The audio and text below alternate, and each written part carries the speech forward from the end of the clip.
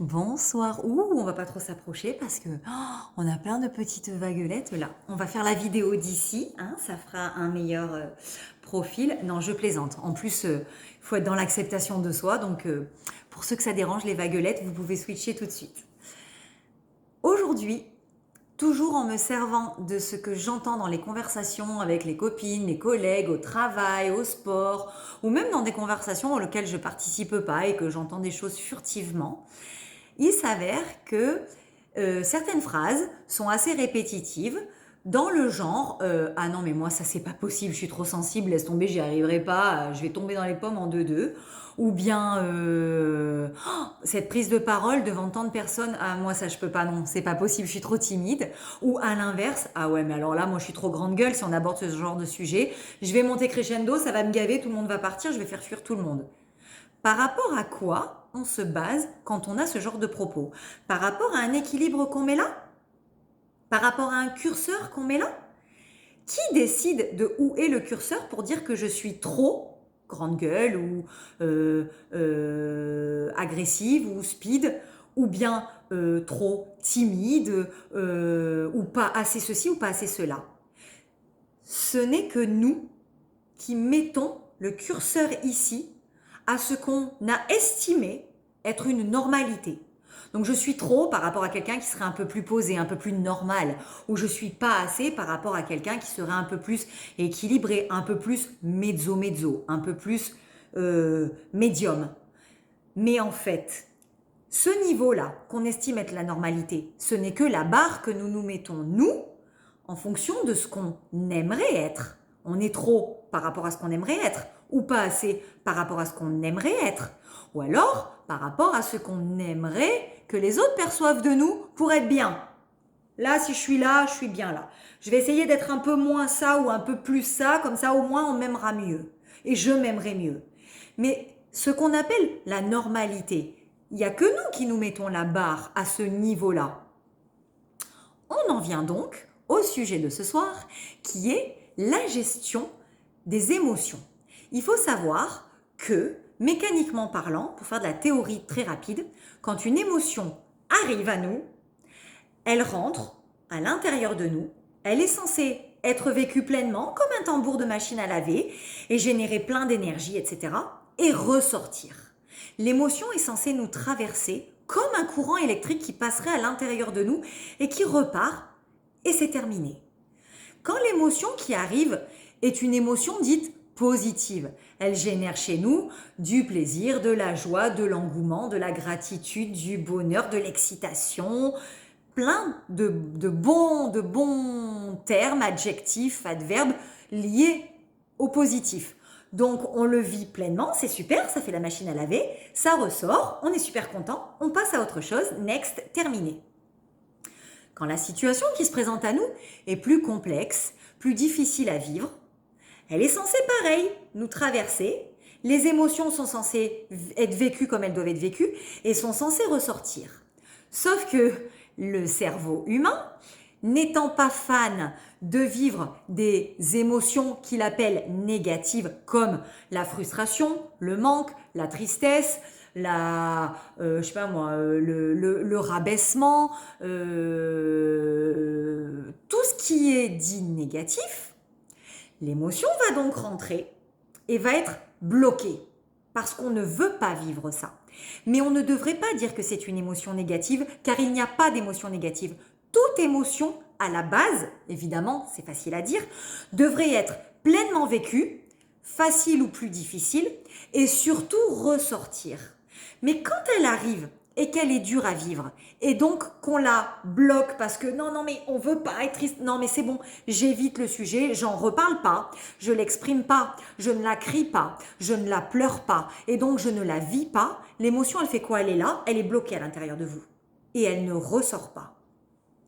À partir du moment où elle n'est pas pleinement vécue, pleinement désamorcée, et qu'elle ne fait pas le tambour de la machine à laver parce qu'on veut la canaliser, on veut la maîtriser, on veut la juguler, on veut la bloquer pour dire non mais ça va, si ça va, et qu'on est comme ça en apnée et qu'on retient, on la bloque. Elle va être là, à l'intérieur de vous, Et à partir de ce moment-là, on fait exactement l'inverse de ce qu'on souhaiterait. C'est donc, souhaiterait quoi? Qu'elle s'en aille et qu'on la revive plus. Eh bien non, si on la bloque, elle reste à l'intérieur de nous, de notre corps, de nos énergies, de notre cœur, de notre organisme.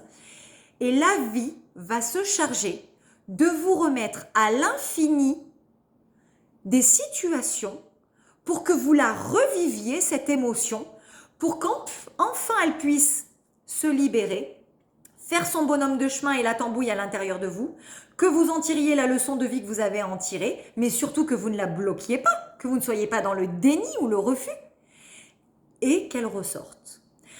À chaque fois que vous allez la bloquer, quelle est la meilleure situation pour qu'elle soit débloquée? C'est que la situation se représente, pour qu'on vous repropose et que vous ayez la possibilité de la vivre, que vous la viviez pleinement, que ça libère et que ça s'en aille. Mais si à chaque fois que ça se représente à vous, vous le rebloquez parce que vous ne voulez pas le vivre, vous ne vous en sortirez jamais. La vie se chargera de vous remettre sur la route cette épreuve, cet écueil ou cette difficulté pour que vous ayez à la vivre pleinement, qu'elle soit libérée, qu'elle fasse son melting pot à l'intérieur et qu'elle reparte. C'est comme si quelqu'un, par exemple, se dit, il a vécu une émotion, une personne qui a vécu une émotion comme quoi il est le vilain petit canard de sa famille. Donc, par exemple, une fille qui serait la dernière roue du carrosse et qui se sentirait pas aimée par sa maman. Attention, ça ne veut pas dire que maman n'a pas aimé. Ça veut dire qu'on a senti qu'on n'était pas aimé par maman. C'est pas pareil. Ce qu'on ressent, c'est comme si c'était vrai pour le cerveau. Mais des fois, on se sent la dernière roue du carrosse, mais on ne l'est pas. Papa et maman font comme ils peuvent, à leur niveau, avec les moyens qui leur sont donnés. Ça sera encore une prochaine partie. On va dire qu'on se sent la dernière roue du carrosse. Parce que, par exemple, maman voulait un garçon, ou qu'on croit que maman voulait un garçon, et puis qu'elle a eu une fille et qu'on croit qu'elle n'est pas contente de nous avoir eu.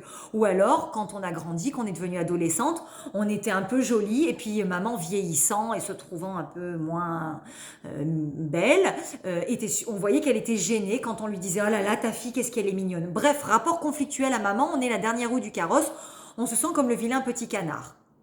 Si l'émotion qui se présente à vous n'est pas vécue pleinement, que la tristesse n'est pas dite, qu'on n'a pas craché le morceau, qu'on n'a pas pleuré dans les bras de sa meilleure amie, ou simplement si on n'a pas envie d'en parler, qu'on n'a pas fait soi-même, on peut se parler à soi-même, on n'est pas obligé de partir en thérapie. On n'a pas conscientisé cette souffrance et qu'on dit non mais moi ça va. Ouais, bon, j'ai un rapport difficile avec ma mère, mais après, tout le reste, ça va. Non, en fait, ça va pas. T'as un mal-être à l'intérieur de toi, tu te le dis pas, tu te l'avoues pas, et total, t'es pas bien.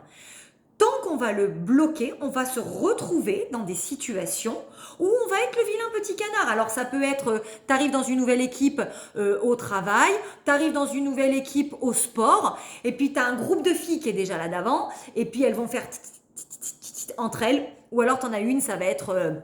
la salope de service, elle va toujours trouver la petite réflexion qui va bien et allez vas-y, elle va y aller, elle va aller appuyer là où le bas il blesse et tu vas te sentir rabaissée, elle va être super condescendante avec toi ou tu vas avoir l'impression que tu fais pas partie du groupe et que tu es la dernière roue du carrosse. Tant que tu libéreras pas ça par le moyen que tu veux, en le vivant, en disant que ouais t'es triste, ouais c'est dur, ouais j'ai envie de pleurer dans les bras de maman, papa, mon frère, ma sœur, ma meilleure amie, ou dans mes draps à moi toute seule, ou en parler avec ma thérapeute, avec ma psychologue, avec n'importe qui, une copine qui fait du développement personnel, pourquoi pas. Tant que tu vas le bloquer, tu te retrouveras face à des situations où tu es le vilain petit canard. C'est comme les personnes qui tombent toujours sur le genre de même mec parce que, par exemple, elles ont cru ou elles ont su, quand elles étaient plus jeunes, que papa avait trompé maman. Donc, les mecs sont des connards. Donc, elles arrivent à l'âge adulte. C'est pas ce qu'elles vont dire qui va compter. C'est, comme on l'a dit dans les vidéos précédentes, ce qu'elles vont émaner d'elles-mêmes, ce qu'elles vont dégager. Les mecs sont des connards, c'est tous des infidèles. Tu peux dire, ah non, mais moi je rêve de mon Roméo. Ouais, bah j'ai que 30 ans, pour l'instant je suis tombée sur des cons, mais je suis sûre que je vais le trouver. Ça, c'est verbal. C'est pas ce qui est verbal qui compte, c'est ce que tu dégages de toi. Si au fond de toi, l'émotion est restée, les mecs sont des connards, de toute façon, ils sont tous là pour faire chier les femmes, pour les tromper, pour les faire souffrir, etc. C'est ça que tu dégages de toi. Et tu vas voir que tu vas en trouver un nouveau, tu vas croire qu'il est Désolée, j'ai été recoupée. Donc à partir du moment où l'émotion qui est canalisée et que je dégage, c'est les mecs sont des connards, c'est ce que je disais, on va se retrouver face à des situations où le prochain, on va dire, ah putain, lui, il est bien, il est quand même mieux et tout ça. Et puis au bout de 6 mois, en fait, c'est le même qu'avant. Et le prochain, c'est le même que celui d'avant. Et on reproduit parce qu'on n'a pas laissé l'émotion de tristesse, de colère, d'amertume. On a refusé. Non, mais on peut pas être amer à vie, on peut pas être en colère à vie. Mais non, c'est pas à vie. Si tu l'as vécu, elle te traverse, comme je disais, elle ressort, elle repart, et c'est entre guillemets terminé. Quelque chose qui est important à savoir, parce que c'est aussi l'autre côté de la pièce, c'est que tout ce qui est tenté d'être maîtrisé est décuplé. Du coup, ça sert à rien, parce que tu as l'effet inverse qui t'arrive en pleine face. Plus tu vas vouloir dire, moi je veux canaliser ma timidité, moi je veux gérer ma timidité, ouais mais j'aimerais bien savoir pourquoi j'arrive pas à maîtriser à ce point mes émotions, pourquoi je pleure trop facilement, mais j'aimerais bien réussir à m'endurcir, etc. Plus tu vas être hypersensible, hyper timide. Ça va être automatique. Quelque chose qui cherche à être mis tout petit, rabougri, tout minimisé, va être décuplé. Donc autant vivre pleinement et essayer de transformer ce que tu considères comme un défaut en le transformant en une qualité. Qu'est-ce qui te dit que tu es trop timide? Pourquoi tu serais pas simplement juste, bah ouais, moi, j'appelle pas ça de la timidité, moi j'appelle ça de l'hypersensibilité et du coup, ben, ça fait de moi une sorte de douceur. Je suis un bonbon en fait. Pourquoi pas? C'est encore plus difficile quand c'est un mec issu d'une famille de machos, issu d'une famille, je veux pas dire les rugbyman parce que à Toulon, je vais avoir tous les fans du RCT sur moi, mais t'arrives, t'es dans une famille de machos, faut être vaillant, faut poser les couilles sur la table, alors quand t'arrives et que t'es un mec et que ben, du coup t'es un peu plus en retrait ou effacé, tu passes pour la fiotte de service. Tant que tu seras la fiotte de service et que tu te conduiras comme t'es la fiotte de service, tu auras des situations à présenter aux autres et à toi-même que tu es la fiotte de service. Mais si un jour tu dis à tes potes, non mais en attendant les mecs, vous êtes tous des bourrins, mais moi, eh ben, quand je tombe sur une femme, eh ben, avec ma douceur, ben, je suis vachement synchro. On est en symbiose, on se comprend mieux, je comprends mieux ses émotions. Du coup, ça fait de moi, mais les femmes, elles rêvent de ça en plus. Du coup, transformer ce que vous voyez de négatif en quelque chose qui serait du positif. Et je vais terminer parce que l'heure elle passe vite en disant que quand on a peur de quelque chose, on l'appelle. C'est comme si on se trouve sur une poutre comme elles ont les gymnastes et qu'on n'est pas gymnaste. Plus tu as peur de tomber, plus tu vas dire ah ouais non mais moi j'ai trop peur de tomber et plus tu vas tomber. Pourquoi? Pour 2 raisons. Parce que petit 1, le cerveau adore avoir raison. Donc une fois que t'es tombé, ah bah, je te l'avais dit. Je t'avais dit que je tomberais. Bah total, je suis tombée. Tu vois, je le savais. T'es content, t'as raison. Deuxio, la peur est la vibration la plus basse. Ça veut donc dire que toute ton âme va faire en sorte que la peur s'en aille. Quand tu es sur un bout de bois, sur une poutre, sur une échelle, sur un pont très très fin, et que tu as peur de tomber à un point tellement, c'est une image, hein, quelle est la meilleure solution pour ne plus avoir peur de tomber que de tomber? Une fois que tu es par terre, tu es tombé, il ne va plus rien t'arriver. Tu n'as plus de raison d'avoir peur, tu es par terre, tu es tombé. Non seulement tu as raison, mais en plus la peur est partie puisque tu es par terre. Donc, c'est encore une image pour dire que tout ce qui est contrôlé, dans la peur, etc., est décuplé pour le cerveau inconscient. Moralité de l'histoire, vivez au maximum tant que possible les émotions, même si c'est difficile. Plus vous allez les laisser s'exprimer à l'intérieur de vous, plus ça sera facile de vous en libérer parce que la vie fera en sorte que cette émotion ne se reproduise pas sur votre chemin et sur votre route. À bientôt!